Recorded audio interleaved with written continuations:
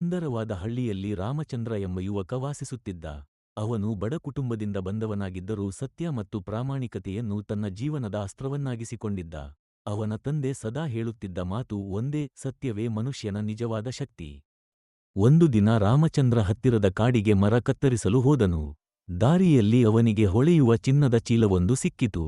ಚೀಲವನ್ನು ತೆರೆದು ನೋಡಿದಾಗ ಅದರಲ್ಲಿ ನಾಣ್ಯಗಳು ಮತ್ತು ಆಭರಣಗಳು ಇದ್ದವು. ಕ್ಷಣಮಾತ್ರಕ್ಕೆ ಅವನ ಮನಸ್ಸಿನಲ್ಲಿ ಆಸೆ ಹುಟ್ಟಿತು.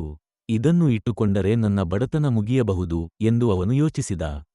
ಆದರೆ ತಕ್ಷಣ ಅವನ ಮನಸ್ಸಿನಲ್ಲಿ ತಂದೆಯ ಮಾತುಗಳು ಪ್ರತಿಧ್ವನಿಸಿದವು. ಅವನು ಆ ಚೀಲವನ್ನು ಎತ್ತಿಕೊಂಡು ನೇರವಾಗಿ ಹಳ್ಳಿಯ ಮುಖ್ಯಸ್ಥನ ಬಳಿಗೆ ಹೋದನು. ನಡೆದ ಎಲ್ಲವನ್ನೂ ಸತ್ಯವಾಗಿ ವಿವರಿಸಿದನು. ಹಳ್ಳಿಯ ಮುಖ್ಯಸ್ಥನು ಜನರನ್ನು ಸೇರಿಸಿ ಘೋಷಣೆ ಮಾಡಿಸಿದನು. ಕೆಲವೇ ಹೊತ್ತಿನಲ್ಲಿ ಒಬ್ಬ ವ್ಯಾಪಾರಿ ಅಳುತ್ತಾ ಬಂದು ಆ ಚೀಲ ತನ್ನದ್ದೆಂದು ಹೇಳಿದ. ದಾರಿಯಲ್ಲಿ ಕಳೆದುಕೊಂಡಿದ್ದಾನೆ ಎಂದನು.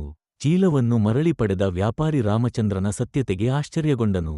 ಅವನು ಹೇಳಿದನು, ಈ ಕಾಲದಲ್ಲಿ ಇಂತಹ ಸತ್ಯವಂತರು ಅಪರೂಪ. ಅವನು ರಾಮಚಂದ್ರನಿಗೆ ಬಹುಮಾನವಾಗಿ ಹಣ ನೀಡಲು ಮುಂದಾದ. ರಾಮಚಂದ್ರ ಮೊದಲು ನಿರಾಕರಿಸಿದನು.